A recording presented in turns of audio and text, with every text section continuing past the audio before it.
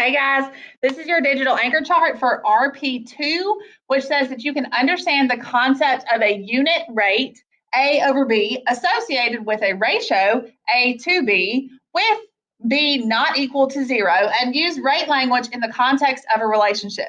So basically, they want you to calculate a unit rate, identify and calculate a unit rate. So just like a unit fraction is a fraction with 1 in the numerator, like 1/3 or 1/4 or 1/5, a unit rate would be the price or the quantity for one of that item. So basically giving a problem or a context, you can identify a unit rate and calculate that. So in the first situation here, it says Miss Veal traveled 240 miles in 6 hours. So it's 240 miles per hour, per 6 hours.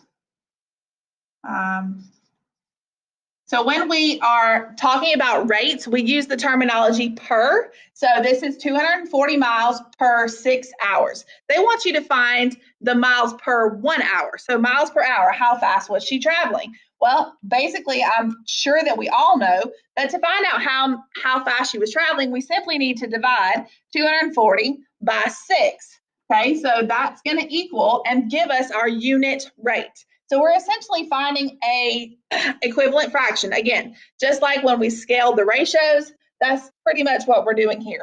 We want to find out how long for 1 hour, okay? So to do that, we divide the top and the bottom by 6. 240 divided by 6 is 60 miles per, not per hour. 60 miles per 1 hour. So that's going to be the unit rate. How fast is she traveling? How far is she traveling in 1 hour? So you're given something, you basically are scaling it back and figuring out what the answer is for 1. Same thing here. Miss Southern paid $5.99 for a 10-pound bag of potatoes. So your rate here is $5.99, and it can still be written as a fraction or with the colon or with the words for 10 pounds. All right, so it's $5.99 for 10. Sorry, it's $5.99 for 10, and we need to calculate how much is it for 1. Now, just like when we scaled the ratios yesterday, to figure this out, we're going to divide both sides by 10. So for 1 pound, we're going to take $5.99 and divide it by 10. Well,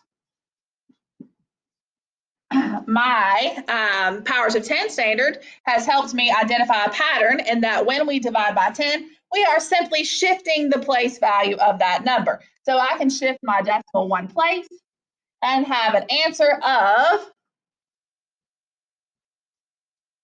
599. Now, that's the answer. That's not an actual price. So in an actual store, in an actual price, if you paid, if something was 59 cents and 9 thousandths of a cent, they're going to charge you 60 cents. So in a real life scenario, this is approximately 60 cents. Okay, but in the context of our problem, we can write the rate correctly, which would be 599 thousandths to 1. Okay, so we can go back and forth with these numbers. We multiply it by 10, we're going to get back to where we started. We divide it by 10, will get us to the answer, which is the cost per pound. Good luck, guys. Bye.